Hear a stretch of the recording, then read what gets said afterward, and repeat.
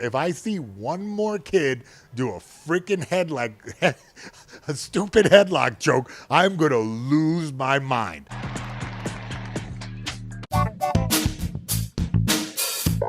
This is the Schmo with the pro. He's the OG of the fight game, the former reality TV star, the man who made Bully Beatdown, Jason Mayhem Miller in the flesh. A nice subdued scenery here. Yeah, bud. Wooden planks around us. How we doing? Hey, man, I'm doing all right, bud. I mean, listen, things are going very well for Mayhem, as they are for the Schmo.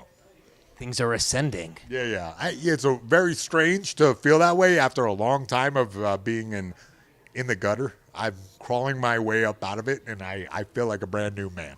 Well, you're looking good, and we get the vibes that you are a brand new man. Dude, I'm feeling it. I'm glad that it's coming off me. Can you smell it? I'm cooking. Yeah. Don't tell The Rock that. You know what The Rock thinks when people don't smell what he's cooking. Yeah, I don't know. He's going to slap their candy asses? That's right.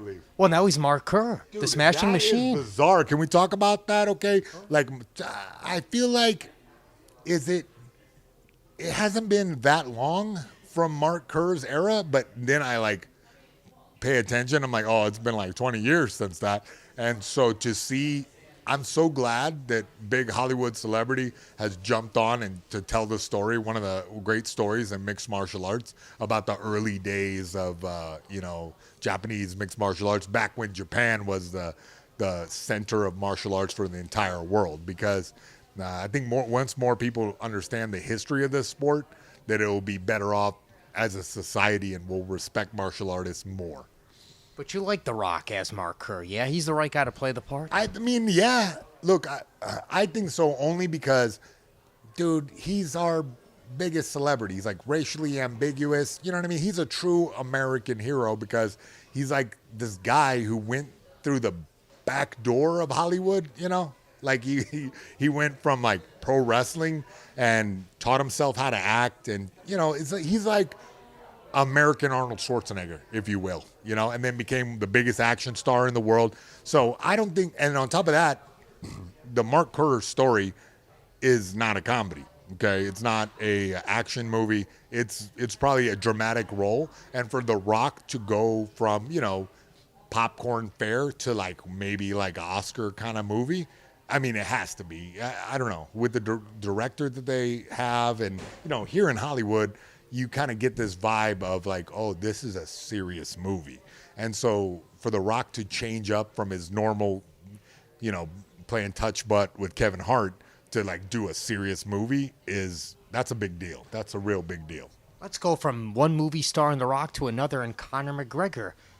Recently, Dana White on the Flagrant podcast comparing his mental warfare to Muhammad Ali's. Do you like that comparison, Mayhem? You know what? Yeah, I think Mr. White is a very good promoter. If you're his buddy, then he's definitely going to talk you up. Muhammad Ali is not exactly Muhammad Ali, but I will say expert level troll. The best troll, you know what I mean? I thought they were called leprechauns. Nah, trolls. This guy is, he definitely will get in a guy's head and play some interesting techniques. Yeah, I guess the Muhammad Ali comparison is there, but those two names kind of don't intersect. Is he in Michael Chandler's head? I don't know. He might be. If that fight is still on, it definitely disrupts Michael Chandler's training camp for him to cancel a press conference and make a big deal and have the whole MMA world topsy-turvy. Yeah. So maybe he is, maybe not. But, I will say this about Michael Chandler. That's a mentally tough man, very mentally tough. He's a guy who I don't know if you'll want to use the word unflappable, but it'll be difficult to shake him out of his zone. He's a competitor. He's a real true athlete, and it'll be a really big test for Conor McGregor. Former Michael Chandler opponent, Tony Ferguson, currently on a 7-fight losing streak, but he's returning against Michael Chiesa, August 3rd, fight night in Abu Dhabi. What do you think is going to be the secret sauce for El Kakui to go back to being the boogeyman and get the W? You know, I hope that in his training camp that he throws in some wrestling and mixes his wrestling with his kickboxing. We see the classic mistake of guys with high-level wrestling and jiu-jitsu become these kind of mediocre or above average like kickboxers that take a lot of damage.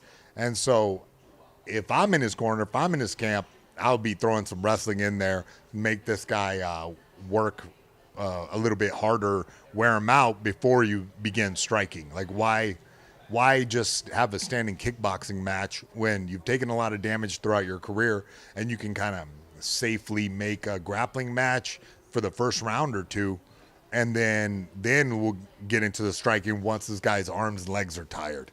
That would be my thought on the match, and I hope that his training camp is listening. But, you know, I'm not in that training camp. And, you know, Tony, he's an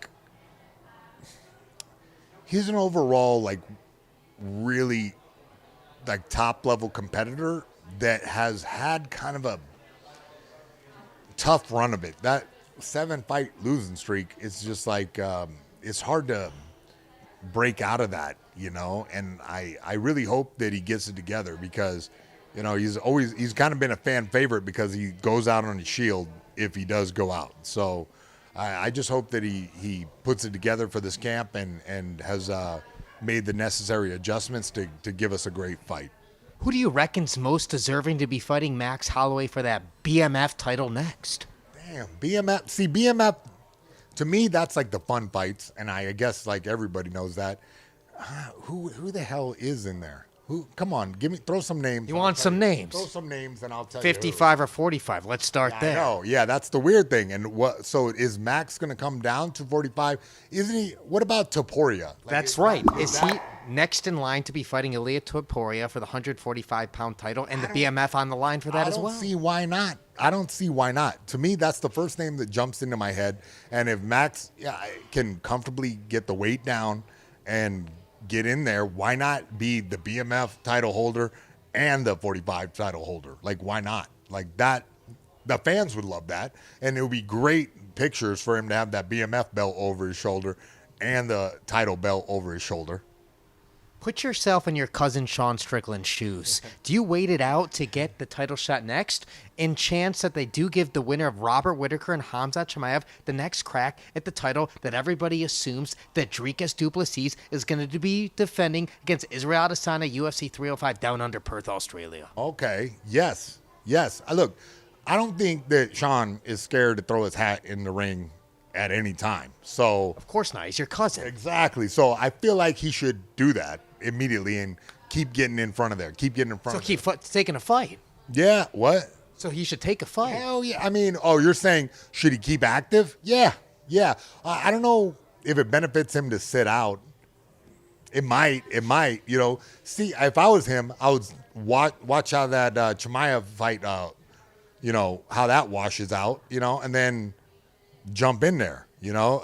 He's got to stay active to keep that fire burning, and he fights really smart, so he doesn't take much damage in any fight, and I don't think there's many guys in the 185-pound division that could deal with them, you know. He figures out, you see the Acosta fight, he figured out, he watched the tape, he figured out, okay, this is how I beat him.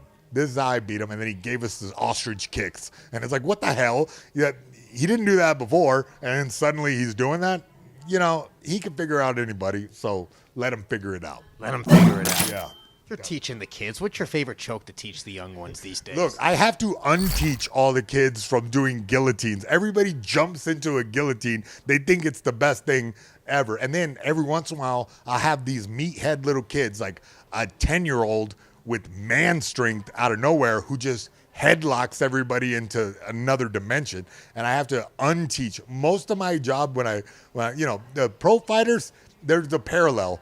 I have to unteach a lot of techniques from the pros all the way down to the little kids, where I have to go, hey, look, I know this is working for you at this stage in your career, but it's not going to work later, so let's just go ahead and substitute those things. If I see one more kid do a freaking a stupid headlock choke, I'm going to lose my mind. Yeah, stick to the calf slicers. Calf slices for everybody. I'm handing them out like I'm working at Subway. He's always eating fresh. Final message for all the Mayhem Miller fans out there worldwide. Oh, man. Yo, just follow me on social media, please. I got to get my TikTok numbers up. Mayhem Miller MMA. Stay in the game. Feed the guy. He wants to be in the algorithm. I'm your algo, baby. He's the pro. I'm the schmo. In Los Angeles. We getting that Korean body massage or what? Yeah, definitely. Happier endings than ever.